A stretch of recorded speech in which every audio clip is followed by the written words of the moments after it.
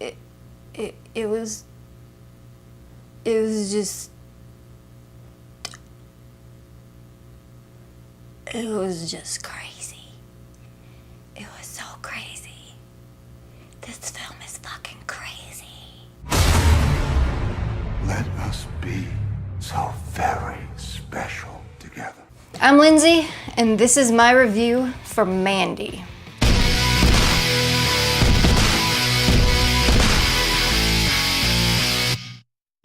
I saw the trailer for this film a few months ago, and within 5 seconds of it, I knew I really wanted to go see this movie.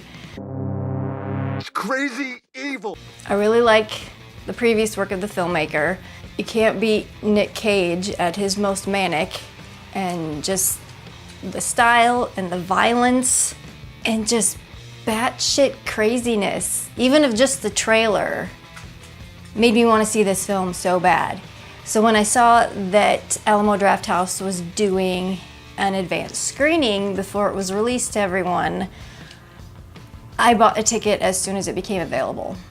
I'm gonna try my best not to get into spoilers and not talk about the specific things that happen in it because it's so much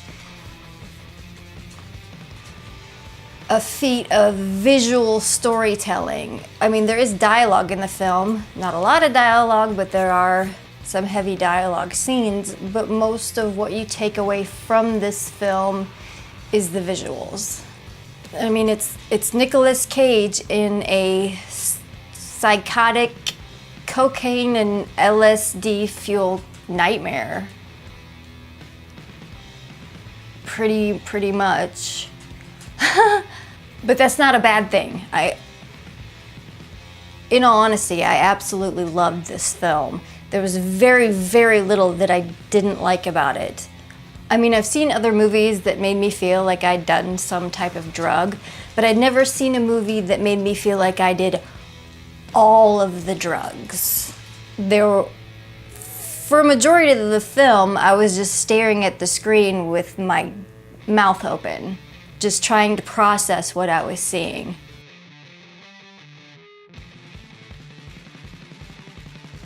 I really enjoy Panos Cosmatos' work. I really like Beyond the Black Rainbow, and I think in this one he went even further with relying on specific visuals to convey the story and the emotion and the meaning behind the film. I'm not saying I understood every single part of it, but it definitely affects you as an audience member. From the color palette, to the music, to the use of the camera in different ways, it's just genius filmmaking in my opinion. And something that no one else is doing right now. But oh my God, this movie is so crazy. I mean, there's some levity in the film in parts. There's a joke here and there, whether it's something that a character says or just the way that they look, sometimes directly at the camera. But other times I would laugh because I just didn't know how to react because what was happening on the screen was so fucking crazy. I couldn't help but laugh. That was the only thing that my body allowed me to do, was laugh at what was happening.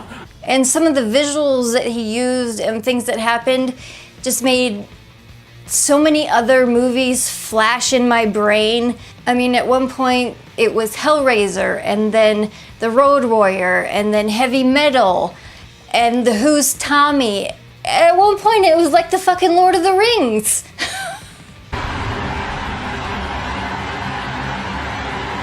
And just the way the film was structured itself was very outside the box and intriguing. It was set up in 3 acts, like many films are, but each act of the film had its own title card, and it takes place in 1983, which is a thing with Panos Cosmatos. God, I feel like I'm gonna mess up his name every time I say it. But it's a thing with him, the year 1983, that's the same year that Beyond Black Rainbow was set, and it holds this like mystical space for him. Another thing I want to talk about is the use of practical effects for the violence and gore It's all practical effects, even a lot of the visual effects as far as like color and different lighting. That's all done on scene. They superimpose scenes over actors in different settings. And even beyond the visual storytelling of this film, it hits on several different themes pretty well. There's the theme of loss, of revenge, of religious fanaticism, and also the male ego. But all these themes are pretty subtle. You're not hit over the head with any of them. It just unfolds gradually throughout the film. When it comes to Nicolas Cage's performance, I mean, I've seen plenty of Nick Cage movies, and you know, his thing is he's always pushing it as far as he can go.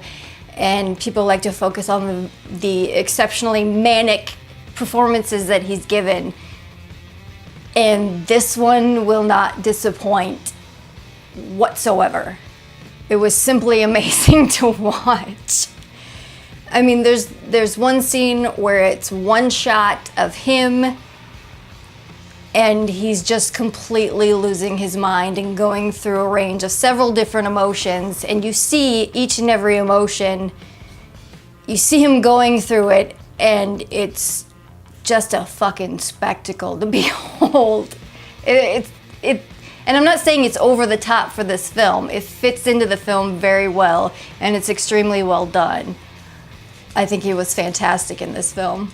Linus, this religious leader, just gives an amazing performance. It's creepy and scary and yet still powerful. You completely buy his performance. And I think that goes for just about everyone in the film. You buy it completely. There's no, I didn't see any chinks in the armor. If I was going to criticize this film in any way, I would say that the first 20 minutes kind of drags a little bit. I mean, the visuals are extremely captivating, but as far as what's going on, story-wise, there isn't a lot there. That would really be my only criticism, is that first act, compared to the other two, is pretty slow.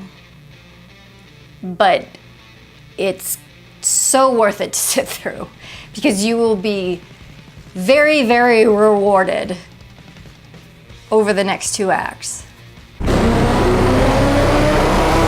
I went and saw this as an advanced screening at Alamo Drafthouse, and of course they did this simulcast Q&A afterwards. And it was hosted by Kevin Smith, and they had Panos the director, Linus, and then they had Nick Cage. Now, he brought them up one at a time. He introduced them one at a time. And lastly, he brings up Nick Cage.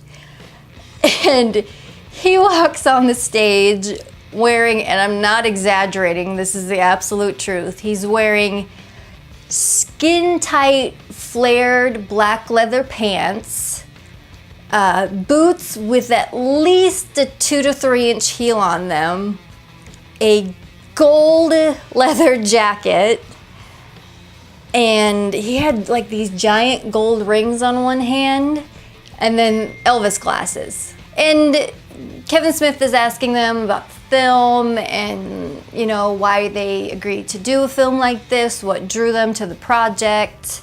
He asked Panos, you know, how does he come up with this stuff, what his process is, what his influences are, and all that was pretty run-of-the-mill.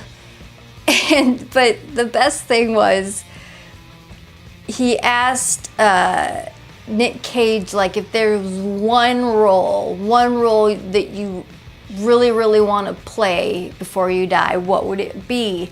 And the first words out of Nicolas Cage's mouth were, "My first love has always been the sea." And he goes on this spiel about how he's always wanted to play Captain Nemo. And then he started describing, you know, how he would build this character of Captain Nemo, about how he'd be smoking seaweed cigarettes and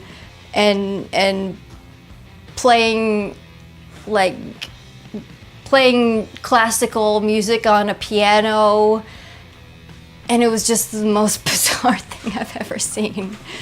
It's like, I don't know, the weirdness of the Q&A almost topped all the crazy shit that was in the film. It was, I'm glad I stuck around for it. And in the Q&A, Panos said that this movie was like the antidote to Beyond the Black Rainbow. He didn't expound on that very much, but he said that Beyond the Black Rainbow was more of a claustrophobic film. And Mandy is more wide open and expansive and chaotic. And he also likened it to Beyond the Black Rainbow was an inhale and Mandy is an exhale. And that might make more sense after you've seen it, but I think that's a very fitting description when you're talking about the two films together. And, you know, I'd never seen Panos Cosmatos do an interview. I never heard him speak, never saw a picture of him before this Q&A. And in my mind, I was picturing some weird old European dude. But no, he's a fat bearded nerd that just happens to be a genius filmmaker. And for those of you that are planning on seeing this, all I can say to you is this. You're gonna see some serious shit. And a little fun fact about this film, evidently Elijah Wood was a big part of getting it made. He's listed as a producer and also creative director in the credits. So, thanks Frodo. Well, that's gonna do it for this review. I'm gonna go make myself a big steaming bowl of cheddar goblin, and after you see this movie, you'll know exactly what I'm talking about. So this is Lindsay signing off. I'll check you later.